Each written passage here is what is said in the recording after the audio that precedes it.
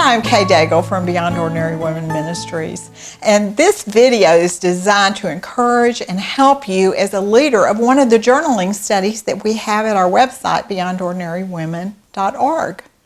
We also have some videos to help all small group leaders of any type of study under resources and then under small group leaders. And those are there to help you as well, and I would encourage you to watch them. But I'm going to talk about some specific things that really apply primarily to our journaling studies. The first tip that I want to share with you is to begin your conversation with your group by asking some of the questions that are in the study.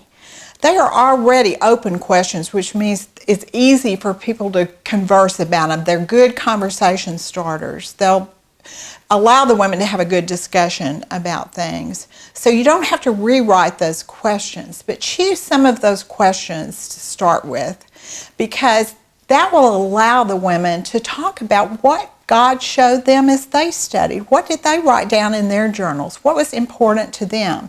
And by doing that, you're encouraging them to actually do their homework and spend time in God's Word for themselves. If you only talk about what you saw, they don't really have a lot of motivation to do the study for themselves. It also really allows conversations to start among the women, because as one person brings up something out of the study, others will comment because they thought something similar or something even very different.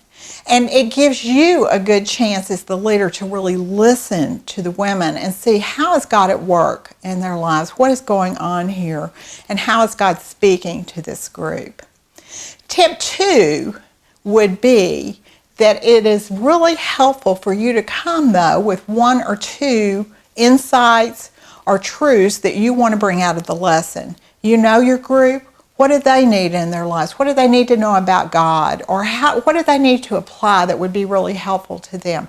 Come with those in mind, but don't go to those until you let them talk for probably at least half the time that you have about what they've seen. Because what's going to happen is almost every insight or point that you would like to make, someone will bring up the topic. And you won't have to do it yourself. They will just see it arise in a natural way out of the conversation together.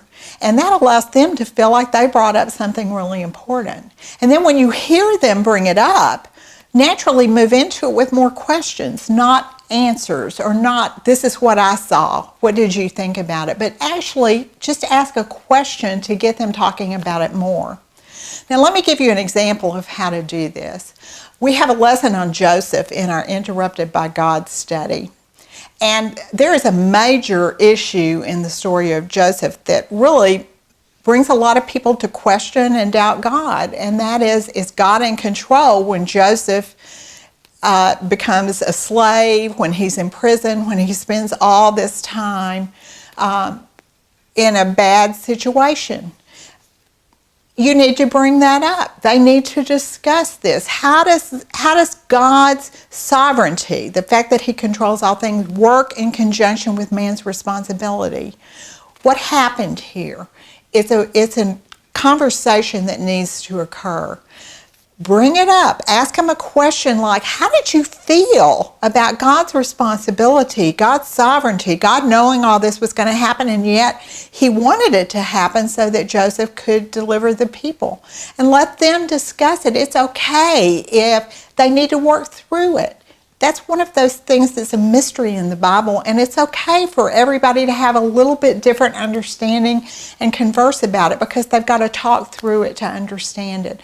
But you want to be sure that that topic's brought up. It's too big to just leave without discussion because the women don't bring it up. So bring it up yourself if you have to, but do it with a question, not, this is my insight about what happened in Joseph's life. And finally, just listen.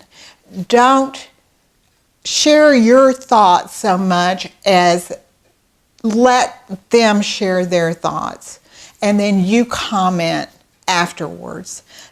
don't dominate the conversation, but move them through without dominating, without making the conversation about you, without having to ask every question for them to talk. You will find that if you begin to ask open questions, you let them talk about what they studied, you don't have to ask a question every time. They will just keep moving through the questions and the conversation as they listen to one another.